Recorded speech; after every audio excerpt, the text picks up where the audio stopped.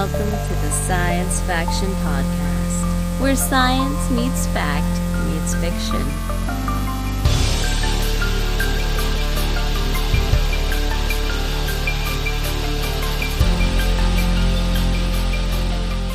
This is Science Faction for the week of August 24th, 2025. I'm one of your hosts, Stephen Dominguez, and with me today, one dude who's super chill. Super chill. It's Benjamin Daniel Lawless. What's up, Stephen? Hey, man. How easy is it to be chill when it's hitting like 105-degree days regularly? Listen, Climate change isn't real, and neither are your feelings. So why don't you go cry somewhere else, Snowflake? Man, snowflakes sound pretty good right about now, don't they? Snowflakes would be amazing. Yeah, weather in California is weird right now. I saw something on somewhere, probably on Instagram. It's like hailing in Tahoe right now or something. It's just, it's wild, man. It's wild. Hot, cold. Like yesterday was hot. I mean, it's been hot. But then yesterday afternoon, it was like, it looked all cloudy out in the late afternoon. Like it looked rain cloudy. Yeah. I don't know, man, but it's like 90 out. It's so weird. That's like your typical, that's not, okay. So all of you in the Midwest where that's a normal thing for your summers to have these storms, it's not quite as normal for us out here in California. And we're scared. We're frightened. Rain in the summer. we have droughts in the summer, we have droughts in the winter, we have droughts in the spring. Like that's just what we do. If it's not droughting, then we're drowning. And you can put that on don't know cereal how to drive. box. We don't know how to that's the worst. Oh man. So get this, and actually you already know this, but I'm telling our listeners. My chickens have started laying a crazy amount of eggs, and it makes me super happy. Nice. Yeah, well, that's the problem with chicks. When you get them, they become chickens. I know. I should just throw them out. Except no, I wanted some laying. This morning for breakfast, I did an egg scramble for the family. 6 eggs, no problem. We're sitting on was it 2? We have 2.5 dozen eggs in the house right now. Well, now we have 2 dozen eggs because I used 6 of them for breakfast. But they're laying. It was like, oh, look at that, we got 2, and then a day later, oh look, we got 3 today, and a day later, oh look, now there's 4, and then the day after that 4, and then yesterday 4. So I think we're going right now we're on a 4 average, which is great. Because pretty soon friends and family are going to be getting eggs from us. So prepare yourself. Guess what, dear listeners? I am a friend. Yeah. And if you want to be a friend too, maybe we'll start delivering to our patrons. Patreon.com. Our new top Patreon tier is called the egg tier, and I will hand deliver eggs to you. It's like $20 a month. I'll send you 6 eggs, and still cheaper than at the stores. Just kidding. No, it's been pretty great. It's one of our hens is laying these like not tiny but like smaller than average eggs, and the shell is really dark, and so it's funny to see them, and you're like, oh look at these little ones. It's just fun. It's fun to have multicolored eggs. I don't know what's up with these white eggs. Ugh, white. Get out of here, whites. Anyways. This went to a weird place. You know what? Did. You know what else is a weird place? Star Trek. Yeah.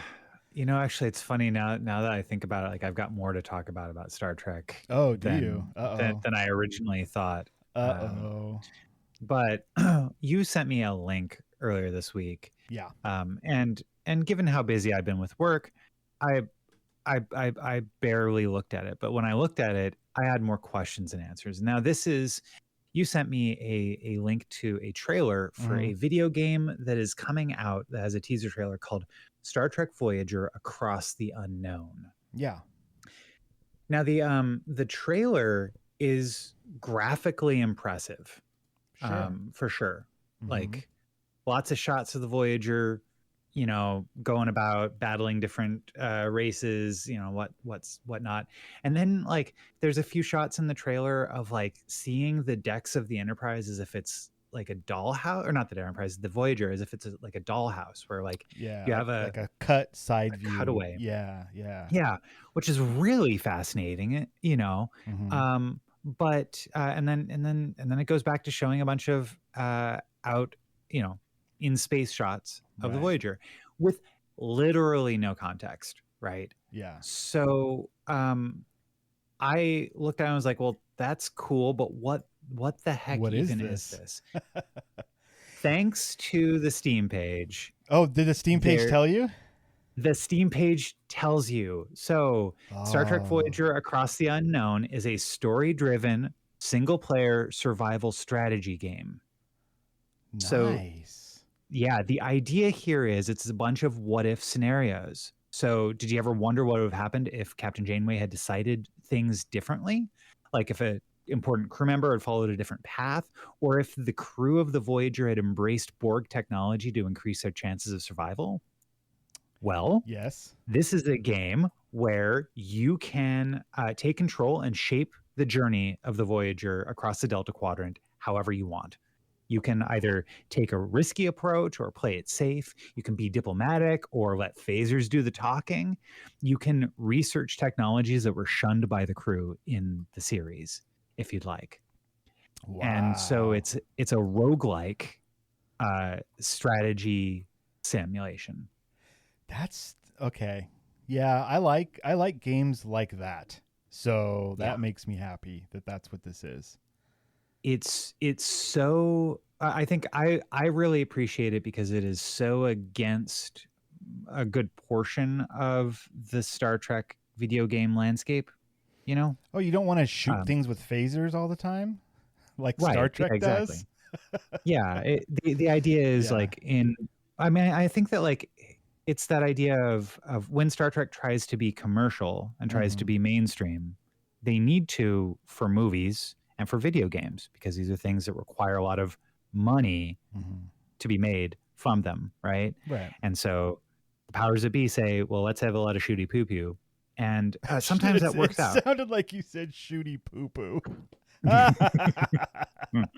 Oh boy. Oh, you're not wrong, but Sometimes continue. that works out. Yeah. Yeah, yeah. You know, like Star Trek Elite Force was a great game. But then you The get tagline to that one, I believe, was "Set phasers to frag." yes, Um, I remember what Devin said. yeah, we're Yeah, not going to repeat we can that. just scoop right past that. Yep. Yeah. Anyhow, this seeing the trailer, I was like, well, what is this? Is this a fan film? Is this like what is it? But thankfully getting that information from the Steam page immediately made me pop it on my wish list. I don't know if I'll ever play it because who has time for that sort of thing anymore? Well, definitely not you right now. Yeah. I think it's important to note that the reason why this trailer popped up is because Gamescom happened, and that is I don't know a ton of details about it other than it's like I think it's in Germany, and it's like a video game festival thing, and so a bunch of trailers for games that are coming out, you know, whenever, started popping up everywhere. And then also some video game adjacent stuff had trailers and such. And so please allow clear your schedule for the next 30 to 40 minutes as I talk about the trailer for Fallout Season 2. Yeah, so that also dropped. Fallout Season 2 trailer, which is coming, the season is coming out December, I want to say 17th is the premiere date. It's like a Wednesday or something. But it was a full-on trailer of like, here's what we're going to do. And if you're a fan of Fallout, you are probably also a fan of Fallout New Vegas, which this season appears to be a lot of New Vegas happening. So for those maybe on the periphery, kind of Fallout fans, here's the deal. Fallout 1 and 2, or Fallout 1 was done by Interplay. Fallout 2 was done by Black Isle Studios, which is like a division of Interplay, kind of. And then after that, there was going to be a Fallout 3 that got canceled. It was called, the code name for it was Van Buren. Don't know why. I don't remember why. Something about presidents. And so that never happened. Then Bethesda bought the IP when Interplay went under, and they made Fallout 3, which when that came out in the PC Gamer magazine exclusive, oh man, I flipped my stuff because such a fan of Fallout, and I thought it was going to be, I was never going to get any more Fallout. Because after 1 and 2, and then the company goes under, you think, oh, well, that's it. It's done now. But the fine people at Bethesda were like, no, we can take that IP. We appreciate it. We can do something with it. And they did. They made Fallout 3. It was super awesome. And then they did not make Fallout New Vegas. Fallout New Vegas was done by Obsidian Entertainment. And I believe, this is all off the top of my head. I'm not looking at any web pages. This is just me, so please fact check if it sounds weird. I believe some people at Obsidian were former Black Isle Studios people as well. Like, there is like a lineage of developers that have kind of followed Fallout around a little bit. So then Obsidian Entertainment, which lately they've also done what are they called? The Outer Worlds games. Yeah. They've done a bunch of stuff. But anyways, they took a crack at Fallout New Vegas. And they are really, really good RPG developers. And they created, in like 8 months, like the development time was insane. They used a Fallout 3 game engine, which was like is a Bethesda thing. Anyways, they created Fallout New Vegas, and it is amazing. It's an amazing game. For the first time, the protagonist is not a vault dweller. You're just a courier that is hired to take something from point A to point B, and then you get involved in all the shenanigans.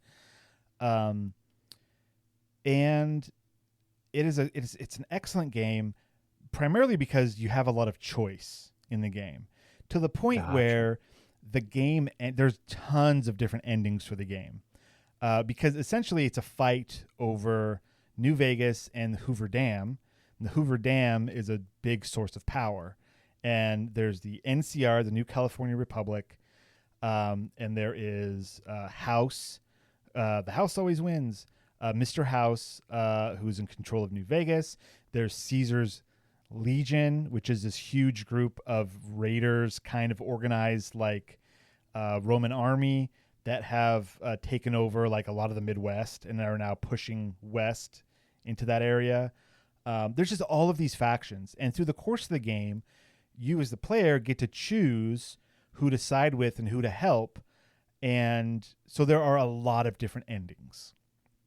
And so when the first season of Fallout came out on Amazon, a lot of people, the fans, were asking, I wonder what the canon ending is. Because Bethesda kind of didn't have to think about that, because Fallout 3 and Fallout 4 are both set on the East Coast. Fallout 1, 2, and New Vegas are all on the West Coast. And so that's enough of a divide in a post-apocalypse that you don't have to worry about characters crossing paths or one thing affecting another. You can kind of just hand-wave it away a little bit and not really mention it or talk about it too much. Well, the Fallout show took place in California, and at the very end of the show, spoilers for the first season of Fallout, one of the main antagonists of the show runs off into the desert, and then you see them approaching New Vegas, which is the ruins of Las Vegas.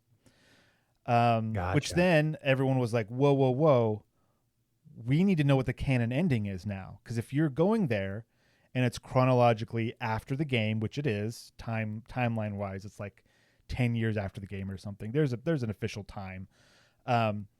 We need to know what the canon ending is. We need to know who's in control, who's in power. And the trailer for Fallout Season 2 tells us what the canon ending was, because certain characters are alive, certain characters are not. And so that's pretty cool that they took a stand on that. Like you have to. You can't have a story in that area without letting the viewers know what's happening. And in the trailer, they touched upon all of these different factions and stuff, which is kind of cool. They touch on the NCR a little bit. They touch on Caesar's Legion a little bit. They touch on Mr. House a little bit, and they show a pre-war Las Vegas and the post-war New Vegas. So they're still doing the back and forth, time where you got Cooper Howard in the past, which is sometime around 2077 before the bombs dropped. And then now the 2280 something as the Ghoul. It was great. They showed off a bunch of cool stuff, not too much. Like, I have no idea where the plot's going. Very, very excited. I watched the trailer several times, and then some of my favorite YouTubers broke it down and pointed at things I hadn't noticed, which was excellent as well. I am very, very excited for this season. Right on. When's it coming? December, I think 17th. I think okay. that's the it's coming up. It's I mean that's going to be my birthday / Christmas present is watching Fallout Season 2. And we don't know when we're going to be getting another Fallout game. That's the other thing. Is Bethesda they take time with their role playing games, which is fine. And right now, actually, news kind of broke that Fallout 5 started production officially, like way ahead of schedule, because they wrapped up Starfield, or people are still working on Starfield, with like DLC and stuff. So that's wrapping up. They are in, I believe, full production of the Elder Scrolls 6. The last one being Elder Scrolls 5 Skyrim. Everyone's played Skyrim. Your microwave has played Skyrim. Like it's everywhere.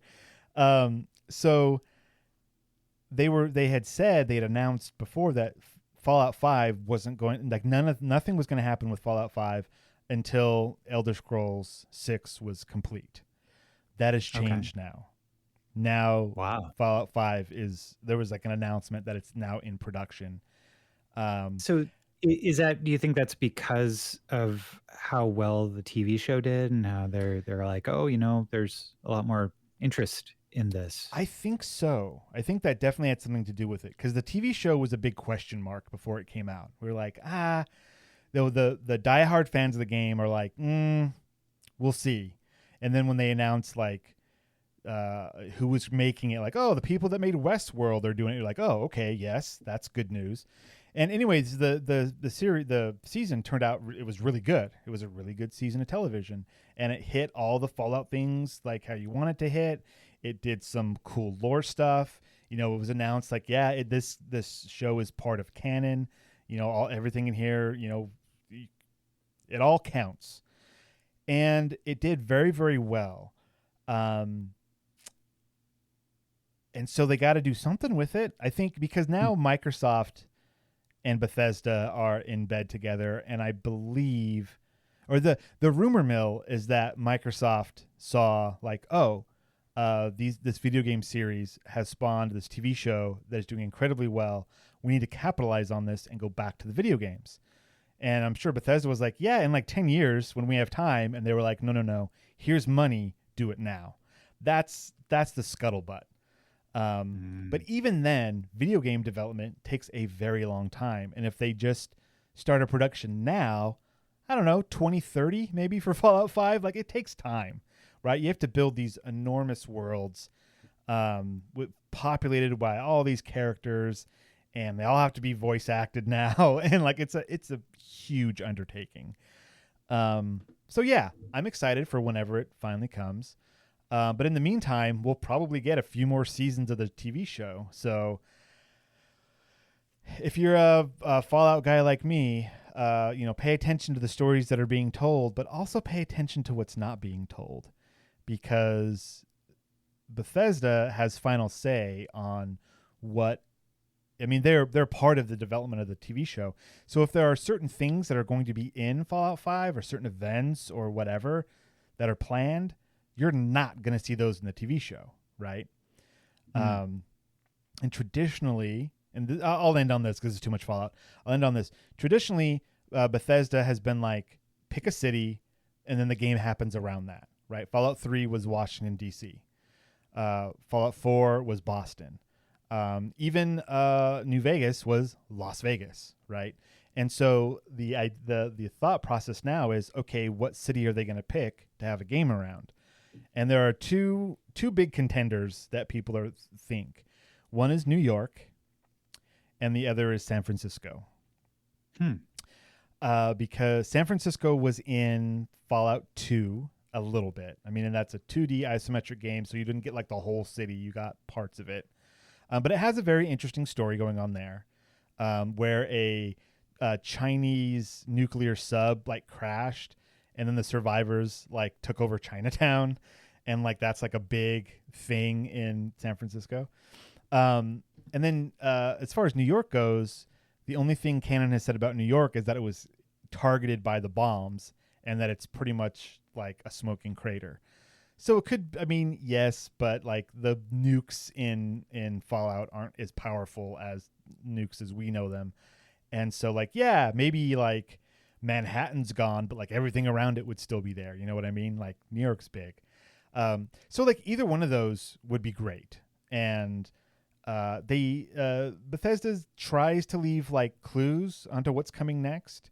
For example, Fallout 4, the main plot of Fallout 4 has a lot to do with synths, right? Synthetic people.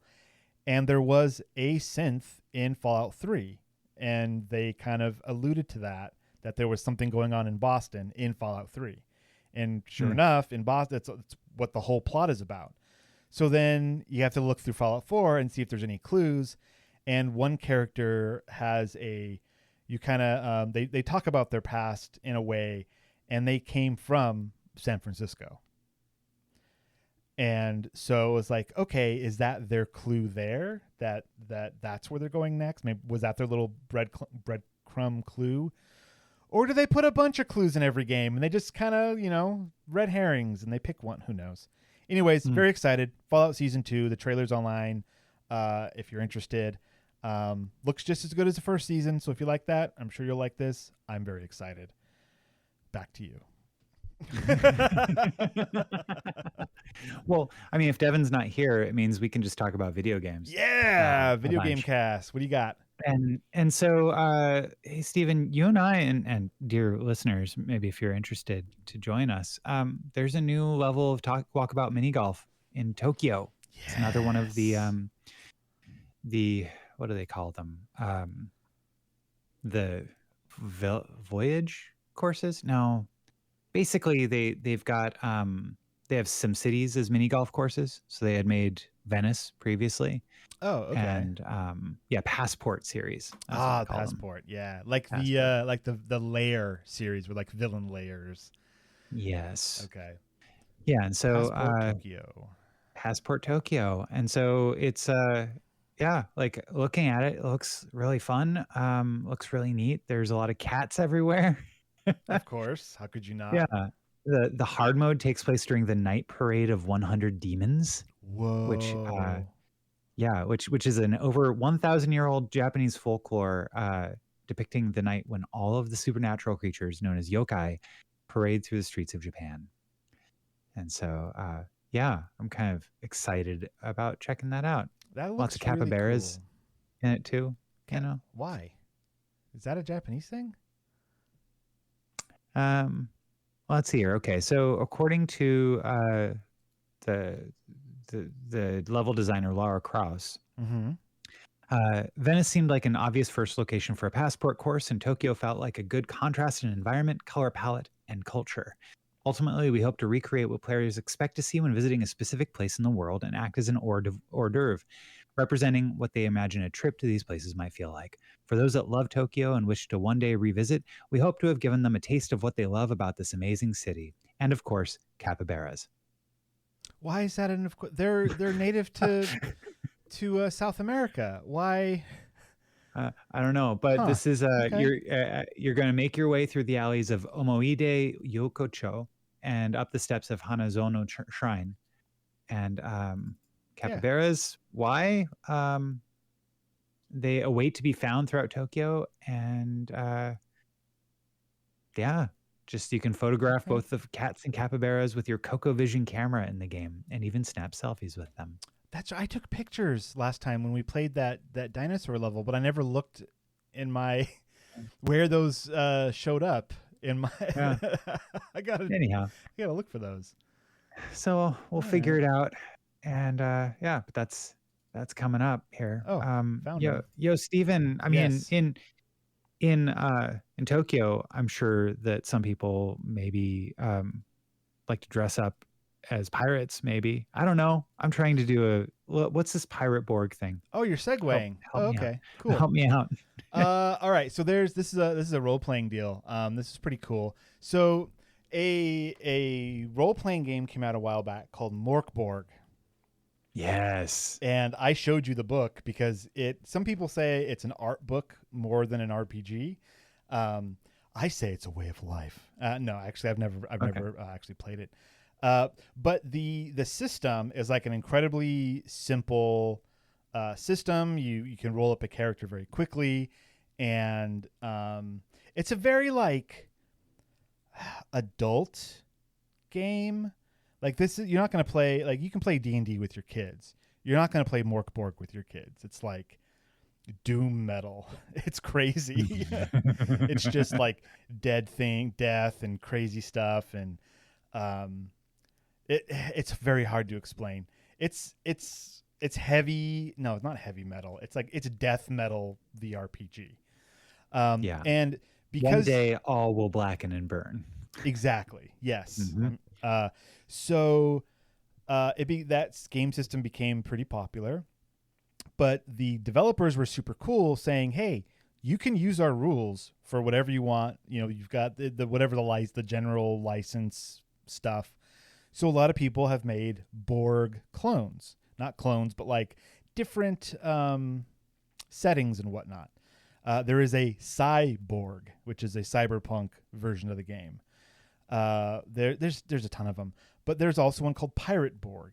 Now, Pirate Borg kind of took off in its own right because it is very much in the vein of like Pirates of the Caribbean, where there is like pirates and also supernatural stuff married together.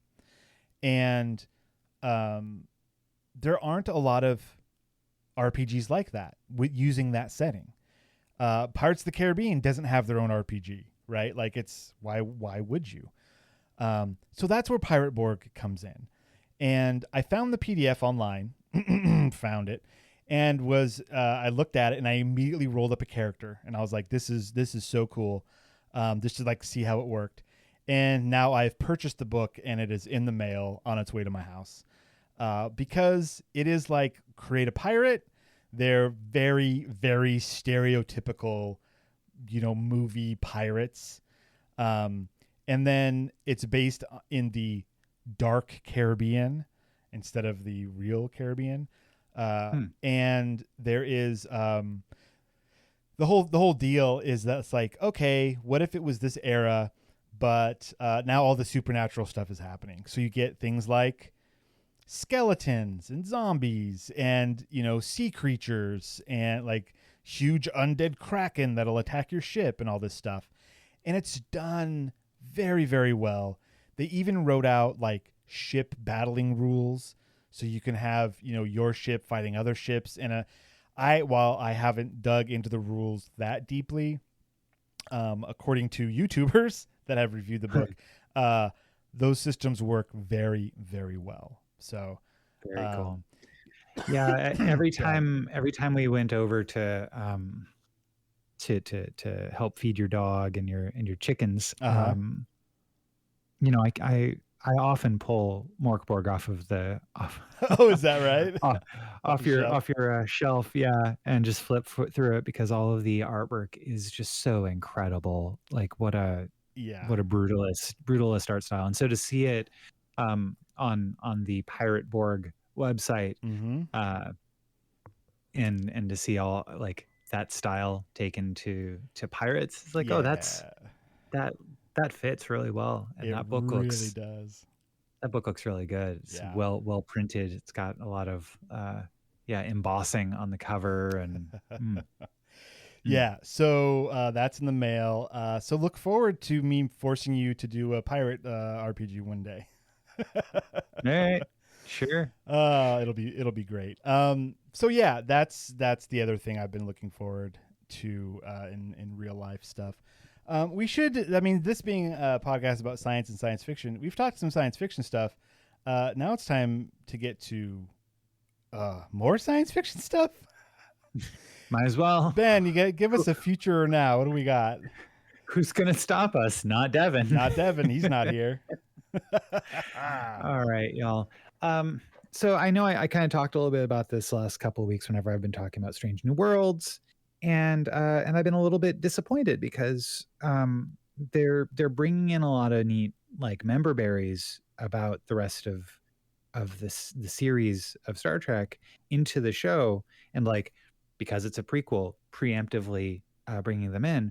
But it's when you are like, oh hey, that was a great episode of Strange New Worlds, and then you watch the original episodes that they're referencing, and you go, wait a second, these facts don't line up. And that's where like my disappointment comes from the show. Okay. Well, an interesting video from Positronic Hypersonic on YouTube. Nerd. Basically posits that Strange New Worlds is not in the TOS universe. Those old scientists, no? Well, yeah. Basically like, hey, listen, if you know, there are so many inconsistencies in the shows that it's probably just in everybody's best interest, especially mine as a feral nerd, to just like let Paramount, CBS, whatever they're calling themselves now, announce. It would be great if they just said, hey, don't expect this to line up with the original series because it's a different universe. Just like the Kelvin universe is in the movies, this is a different universe too. And hearing about that, I said, okay, that would be great. And so my headcanon is Strange New Worlds, not in the original series universe. Okay. Now, I would warn you against necessarily watching the video because as for all the points that he makes that I agree with, there's a bit of casual racism just thrown in to what? to the discussion. Okay. Which was a little bit which I didn't appreciate or like. And basically the idea here is amongst all of the other things that don't line up with the original series, Positronic Hypersonic brings up that in the animated series for in Star Trek the animated series, the character of Robert April is white, and in this show he's black, and that is something that was, according to this person, like one of the first things. It was like a dead giveaway that this wasn't the same universe. That's okay. Not, yeah, like I'm right. Yeah. But like that got me thinking. I was like, okay, well, okay. So that's like an interesting reverse whitewashing that, number one, I have no problem with it. The actor who plays Robert April on the show is really good. And, basically Paramount kind of picks and chooses what out of the animated series they even consider as canon. And now if they're considering that Strange New Worlds is canon, they're picking and choosing what original series is canon too. So like, what does it even matter? Yeah. I have no problem with recasting, but it got me thinking a lot about like, well, what about characters that are so intricately like that are very much dictated by their culture and their background, such as Uhura or Scotty or Sulu or Chekhov. That like, would it be okay if they were, because their characters are kind of labeled the token of that culture on the bridge, would it be okay if they were played in a way where it wasn't that culture? And the answer is, well, they're never going to do that because those characters are so intricately tied to that. You know, and the places where you do see that has happened recently was maybe Benedict Cumberbatch as Khan, where the problems with Benedict Cumberbatch as Khan start with the script, not necessarily with his portrayal with it, right? No, like, no. I don't have a problem with Benedict Cumberbatch as Khan. I have a problem with Khan being in the movie in the first place. That's a J.J. Abrams issue, not a Benedict Cumberbatch issue. Right. So, yeah, I don't know. I think I am far less concerned about recasting of characters in different, as long as they're telling good stories. Strange New Worlds is telling good stories. And now, hopefully, in my headcanon, I can say this isn't the same universe. Nerd brain, you can celebrate like the Kelvin universe did, celebrate the differences as much as I celebrate the similarities. Yeah, that's a smart way to think about it. I mean, Right. in any of these nerd-ridden things, you're gonna get people who are like to give a Star Wars example. Where was Ahsoka during the original series? And Right. you go like, look, her character didn't exist yet. Like, can you calm down about this? Right? Like, in the same way that you can be like, hey, how come everybody's white in this old TV show? Well, because there was a lot of casual racism going on, and we're just gonna ignore that. Right? We're gonna say, Ahsoka was busy doing something else, and we're not gonna go any further than that because it doesn't matter. You got to think realistically about some of these things, and like the newer Trek has a more diverse cast. Like when I think about that other Discovery, right? Like you have a very diverse cast, not only racially but also orientation wise, right? And that's fantastic. And so that's the same as going back to be like, well, how come no one's gay on the bridge of the original USS Enterprise? And you go, because bad people were bad back then as well. Okay. Yes. And they didn't want to have true representation. And we are slowly, painfully crawling towards a place of equality, taking steps backward, left and right. Not all of us, but us as a society. And we are trying our best. And to be like, to casually throw that into a video that's more about like plots and timelines, like keep your racism out of that. Like, it doesn't matter. So people are recast or it doesn't, who cares? It doesn't matter. And this is why everything is multiverse now. Right. It's all multiverse because for some reason, we can't get it through our heads that these things do not necessarily have to be all connected. When they are all connected in a way that works, it's amazing, right? Like that's why the Marvel movies did so well when they came together and did Avengers, and it all made sense. It was all consistent. It was great. But it's hard to do. It's not easy. And they are now failing and floundering when they tried to embrace it.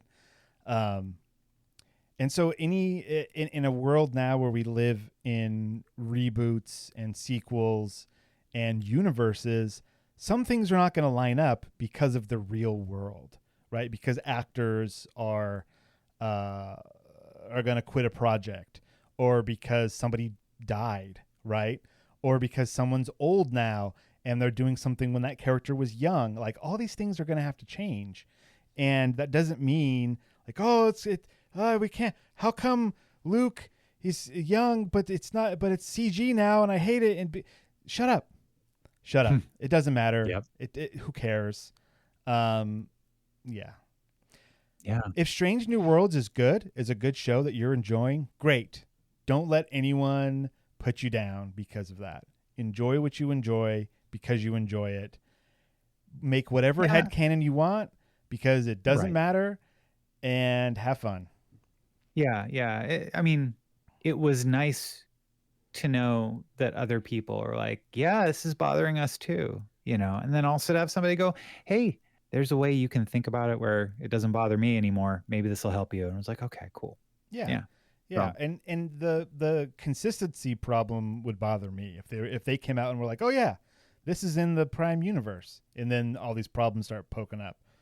That would bother yeah. me as well. But if they were like, "Yeah, Yeah. this is just a Star Trek show," like, And "Oh and okay." I mean, like, it's funny because a lot of this stuff has been there the entire time. Hmm. Nurse Chapel in the original series looks at Spock and says, well, you wouldn't know what it's like to be engaged, to be married, would you, Mr. Spock?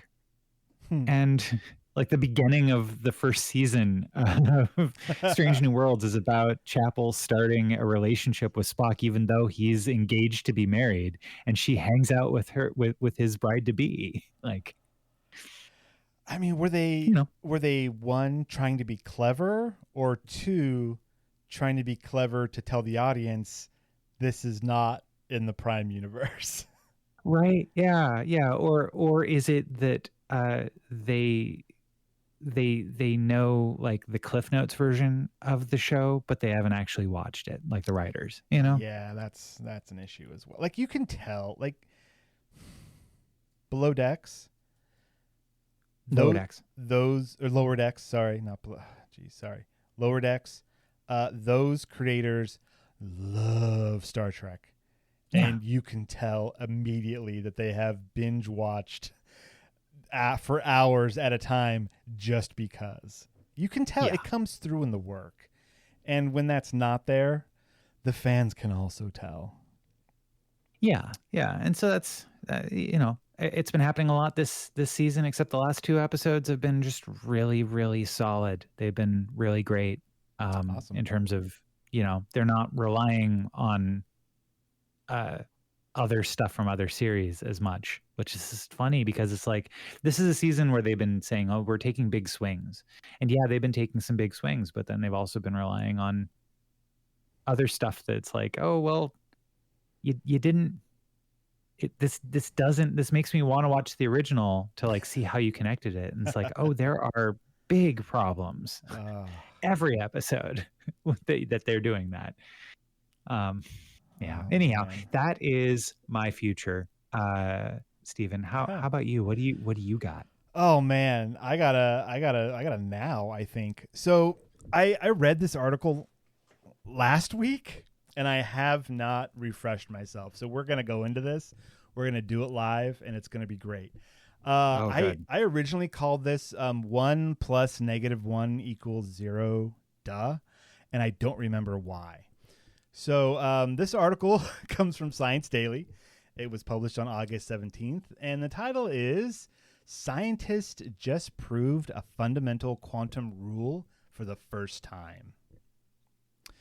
Go scientists. Yeah. Go scientists.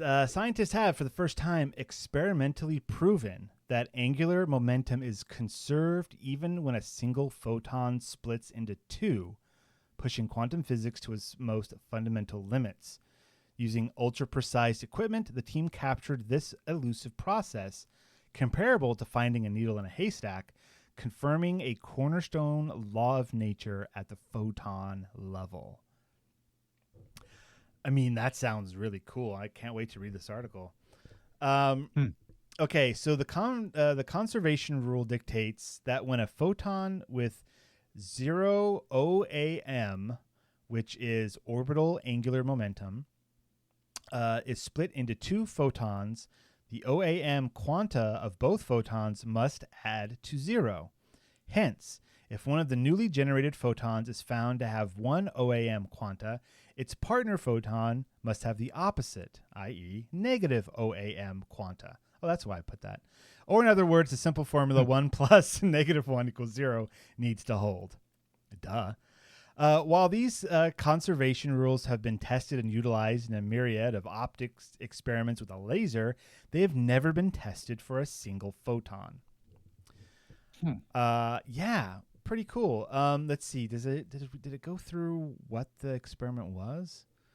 The team's experiments rely on delicate measurements as the required nonlinear optical processes are very inefficient.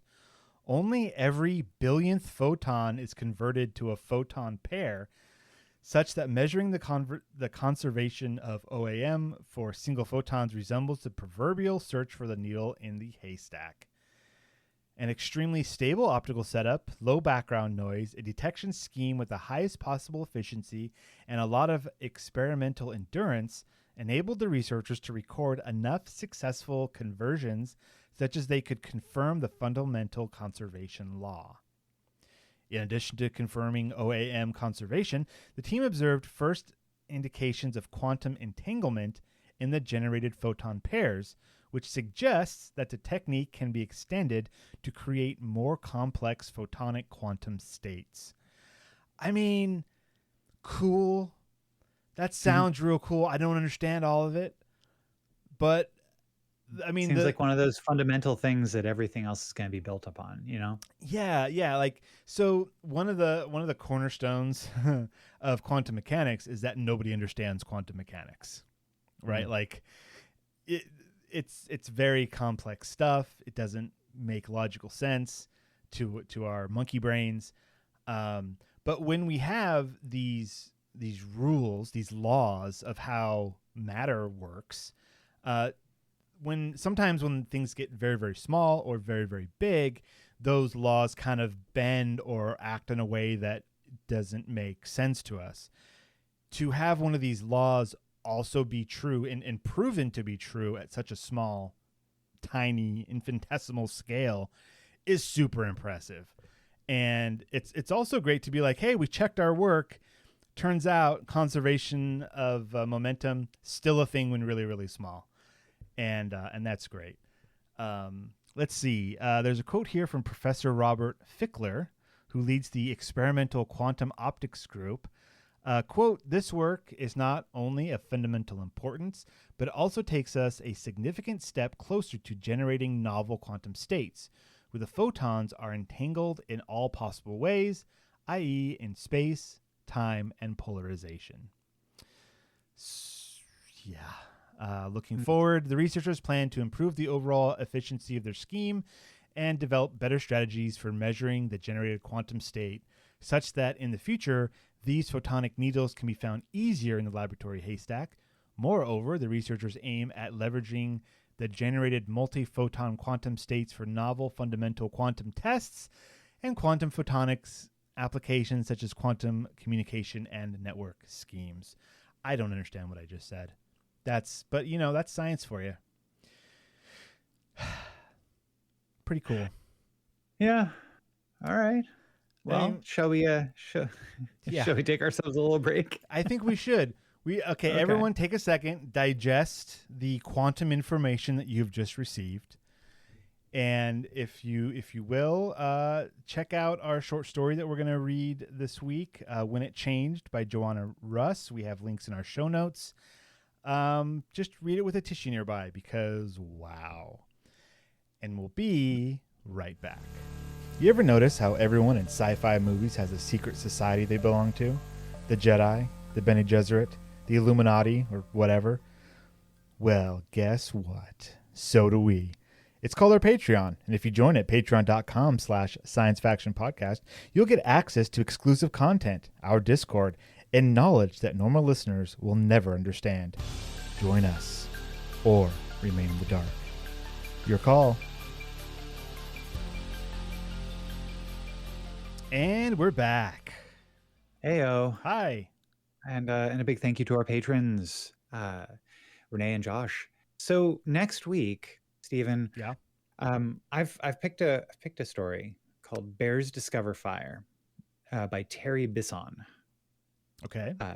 So the premise is that bears have discovered fire and are having campfires on highway medians. Horrifying. Now, this did win, it looks like 6 different Best Short Story awards back in 1990 and 1991 across Hugo, Nebula, Locus, the Asimov Readers Award. It's won a lot. Cool. And you'd probably recognize Terry Ballantyne Bisson's name, as he had written "They're Made Out of Meat" as well, which is one of my other favorite short stories. Why does that sound familiar? So- Have we read that? Why does that sound familiar? "They're Made Out of Meat" is it's an interesting one. I don't know if we've read it on the show. Probably. If we haven't, then we really should. Wait, is that the one where they're like, oh yeah, they talk by flapping their meats around? Yes. Okay, yeah. Yeah. We've They talked blow about through it. their meat. Yeah. Yeah, aliens All right. talking about how it is inconceivable that that any intelligence could spring up made out of meat, as humans are. They're not yeah. wrong. We are very dumb as a species. Now, mind you, so I'm choosing this for next week, but it may not happen next week. There's some weird timey-wimey scheduling stuff that we'll have to work out. Yeah. But yeah. So, listener, check out our show notes. The links are there. Read the story. We may or may not be covering it next week, but we will eventually. So, yeah, don't worry about it. Chill out. Yeah. Relax. But this week we read "When It Changed" by Joanna Russ.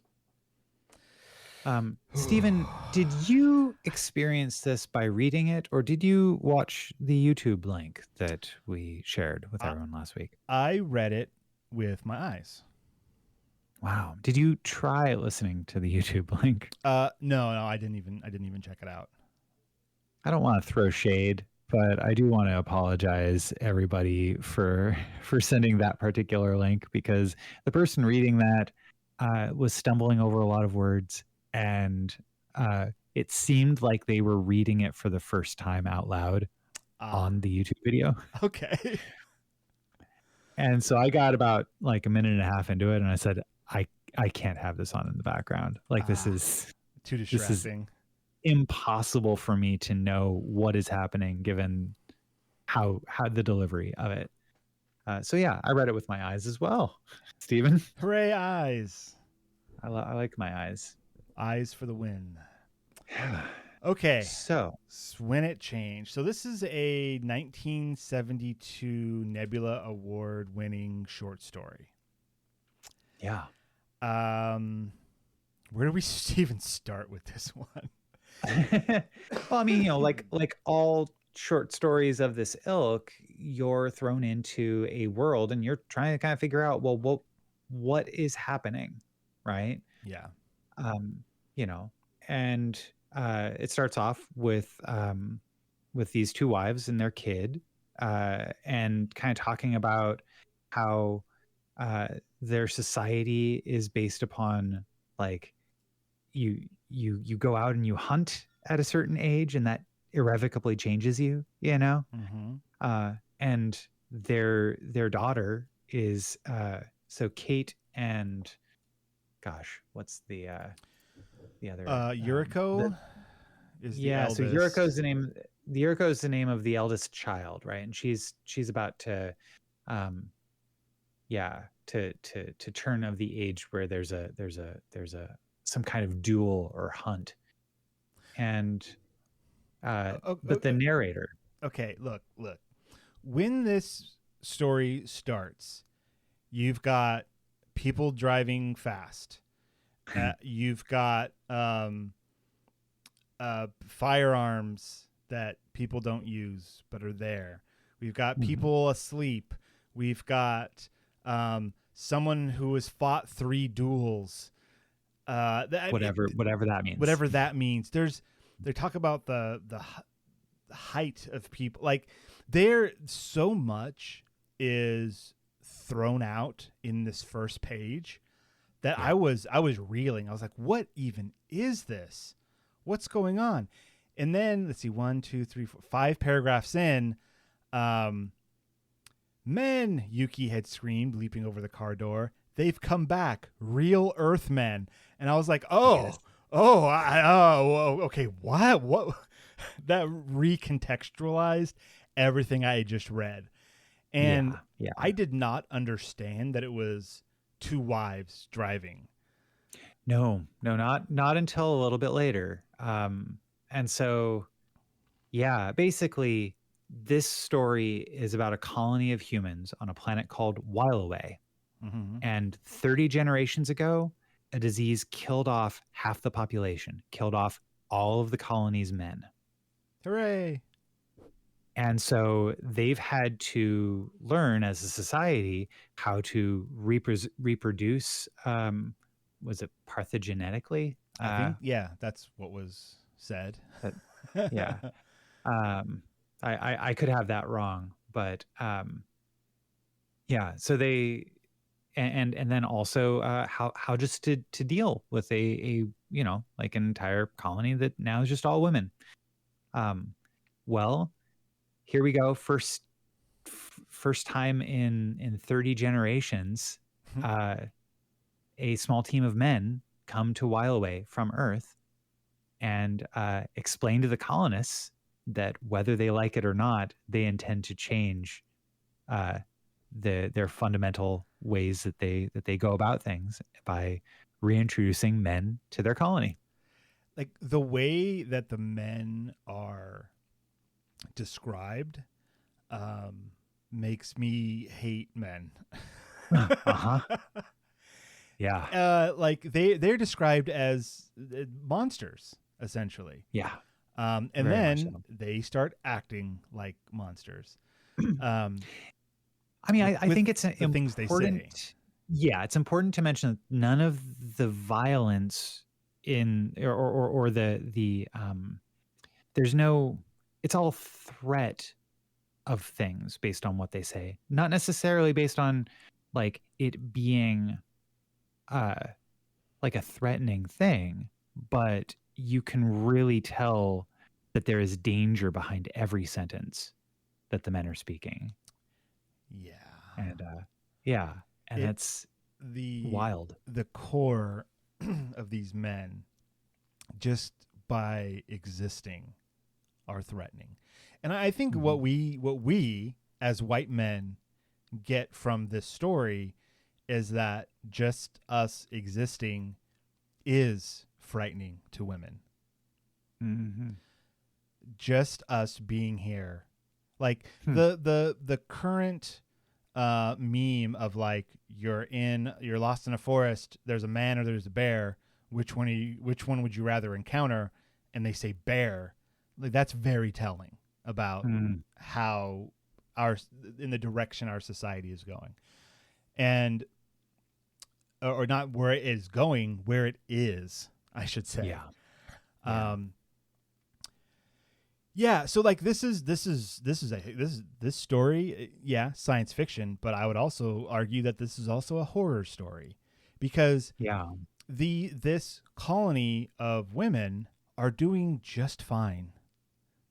They do not need men for any reason whatsoever, and it appears like it's also painted. It's not a perfect society. Like they talk about duels, which they never really talk about like in specific what that means, other than one of these wives has fought 3 and she's still alive, and later mentioned that she has like a scar on her face from one of these duels.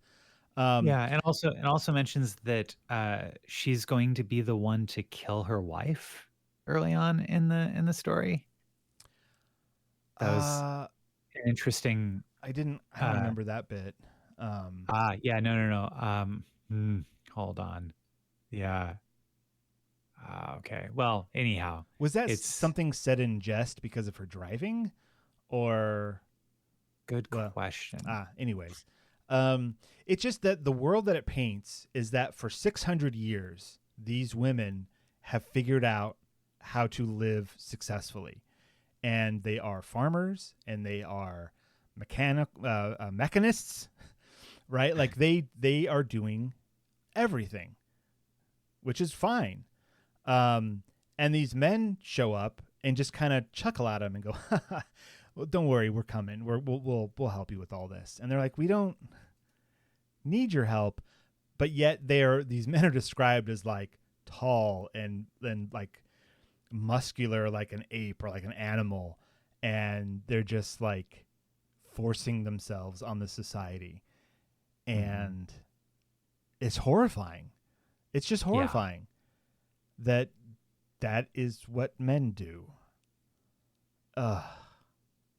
Anyways, Mm-hmm. yeah, I read this story. It's like Yuki. I said, "Do you think you could fall in love with a man?" And she whooped derisively, "With a 10-foot toad," said my tactful child. Like, yeah. Anyways, Yeah. this was a fantastic story. Yes. I mean, besides the, like it is a rough start because it is an in media res situation, and none of this is explained until you get a page or two into it, and then you go like, oh, this is what's happening, and then they start to kind of describe more about the world. They are bigger than we are. They are bigger and broader. 2 are taller than I, and I am extremely tall, 1 meter 80 centimeters in my bare feet. They are obviously of our species, but off, indescribably off. And my eyes could not and still cannot quite comprehend the lines of those alien bodies. I could not even then bring myself to touch them, though the one who spoke Russian, that voice they have, wanted to, quote, shake hands, a custom from the past, I imagine. Like it very in like little bits and pieces kind of you kind of figure out what's happening here. I also noticed all of their last names are something son. Helga's son, Janet's son. So they do mention that like when the like they over the last 30 generations they have adopted a new language, but they talk about the lingua franca, their original language, and their original language was Russian. Okay. So yeah, they kind of slip into like talking in Russian in order to converse with the men. But yeah, how it ends. Men are coming to while away. And then kind of goes a little bit further. Sometimes I laugh at the question those 4 men hedged about all evening and never quite dared to ask, looking at the lot of us, hicks in overalls, farmers in canvas pants and plain shirts. Which of you plays the role of the man? As if we had to produce a carbon copy of their mistakes. I doubt very much that sexual equality has been reestablished on Earth. And then... Yeah, sometimes at night, I remember the original name of this planet, changed by the first generation of our ancestors. Those curious women, for whom I suppose the real name was too painful a reminder after the men died. I find it amusing in a grim way to see it all so completely turned around. This too shall pass. All good things must come to an end. Take my life, but don't take away the meaning of my life. For a while. So this is... The original name of this planet was For a While, and when all the men died, they, as a society, they changed the name of the planet to While Away. While Away. How poetic. I don't get it. Explain that to me. The For a While versus While Away. I mean, I know it right. like phonetically or like they sound similar, but like what's the meaning there? What is that? Yeah. What is that telling us? I'm scratching at it too, but I think the closest I've been able to come to it is this idea that why would you name a colony For a While? Which, like that's such a hopeful name, such a a name of like about like that For a While says to me of careless summer days, While Away is the name that it now has because it is all the men are away, right? Like all of the, like everyone passed suddenly in the plague. All the men did. And this is what it is while away. While the men are away? This is right. Okay. Yeah. And so the title When It Changed that the story is about, like it also ties into that, right? Like which change are we talking about? Are we talking about when it changed back 30 generations ago, 600 years ago when the men all passed? Or is it now that the men are coming back and are forcibly changing the culture? to suit what they think is a natural order of things when it changed. And you know, you also get a bit of discussion here about the upcoming war, where that the women are going to fight for their right to govern themselves. Yeah, fascinating. Yeah, it really is. What a story. Way Yeah. to go, Joanna Ross. And a good earner of the 1972 Nebula Award for Best Short Story. Yeah, I mean this is definitely an award-winning story. I mean there's something special about this. I feel like I understand 70% of it. Okay. I feel like there are other things being said in the story that I am not understanding, and it's probably because of my overwhelming maleness that I have.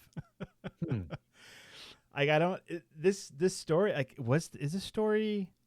this story wasn't written for men. Well, I mean, that's an interesting thing to question. What do you mean this story wasn't written for men? It seems like it's written for humans, like for anybody that's dealing with change, with maybe even a conservative mindset versus a progressive mindset. Perhaps the progressive mindset is not a reaction to how things how people want things to be. It's a reaction to how things really are and where we can drive it from there. That's kind of the progressive way. The conservative mindset is, no, hey, we had it great before, and this is the natural way of things, and we will continue going that way. Because to do otherwise is inconvenient or or unnatural in some ways, in some parlance. I mean, yeah, I can see those things in this story for sure. I would say that unless you are a woman in our current society, I don't think you can ever understand this story to its full extent, because this story talks about things in which you and I will never understand. But here, I mean, like, don't stop trying, Stephen. Oh no, like, no, I'm not. We get a view into this perspective and into this mind, and that's what good literature does. Is it allows for room for empathy for people who are not you, who have different life experiences. Oh, yes. Yeah. I'm just saying that there's not.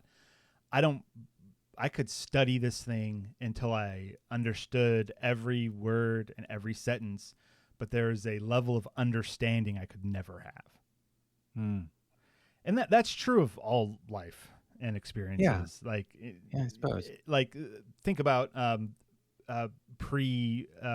parenthood versus post parenthood, right? You think you understand. Yeah. You could be told, you could be part of it, you could be next to it, but until you experience it, you do not fully understand. And I feel like this story has some of that in it. And that's very important. It's very important to have a piece of literature like this for not only those who would fully understand it, but for those of us who are trying really hard.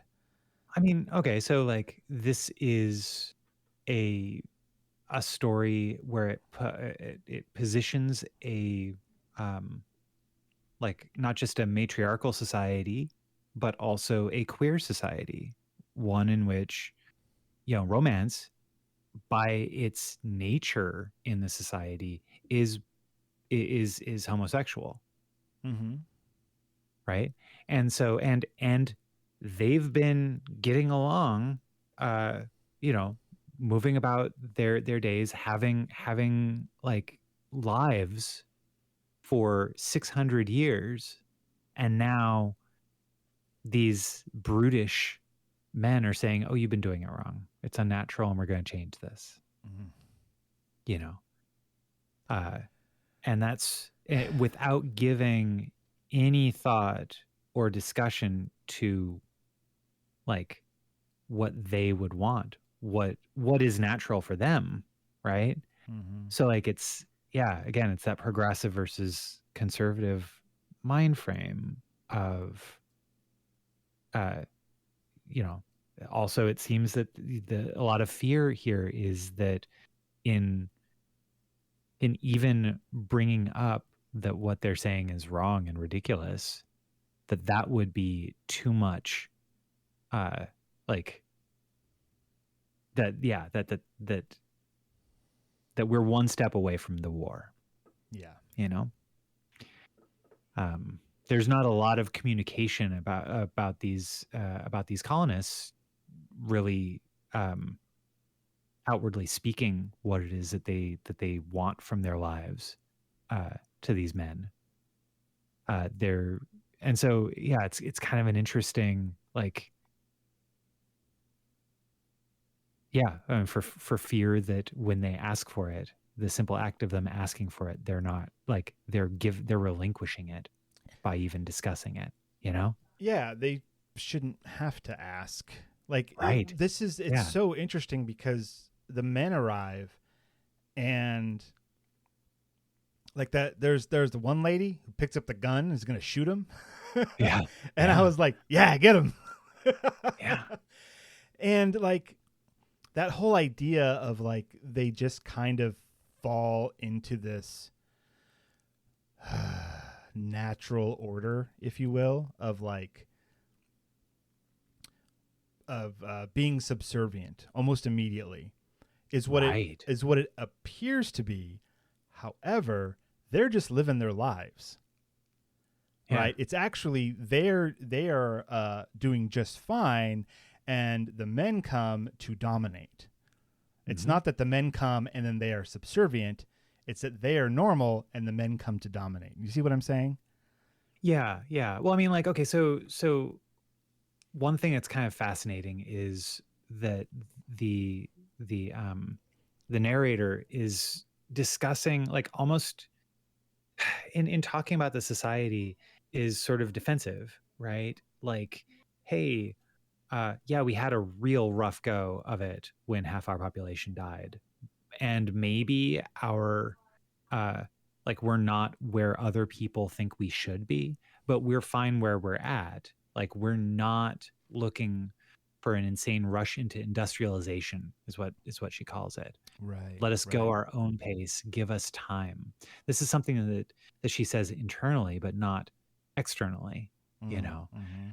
And she calls internally, she calls the man, the monomaniac, you know, someone which would like have an obsessive enthusiasm or preoccupation with one thing, which, anyhow, what a what a wild story. One of the most threatening sentences. So I'm gonna read this as one little bit, and we can probably end it there because we've gone long enough. But so they're talking about, let's see, they're talking about genetic damage, radiation, and these men want to use While Away's genes, right?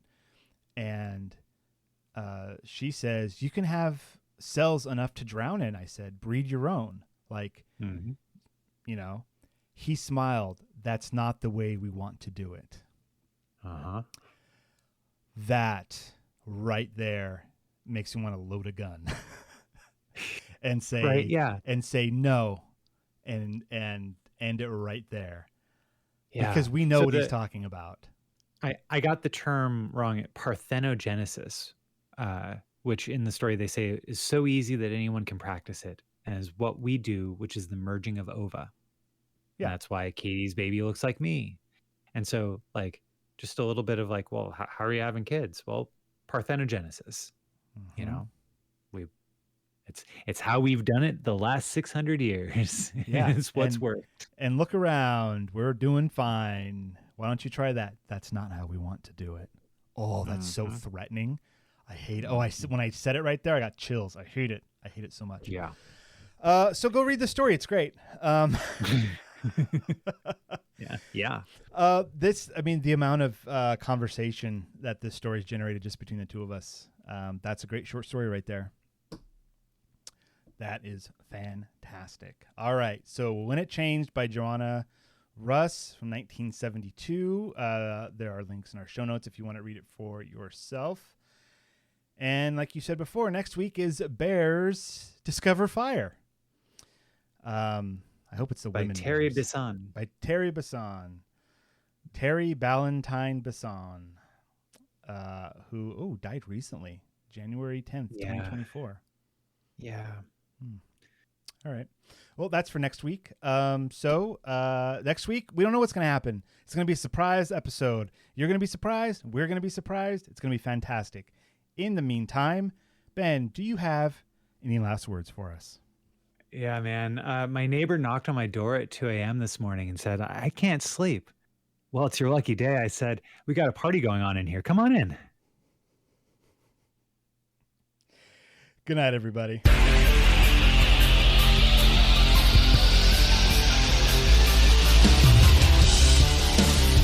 This has been the Science Faction Podcast. Tweet to the host at SciFact Podcast. Email them at sciencefactionpodcast@gmail.com and visit sciencefactionpodcast.com for more episodes.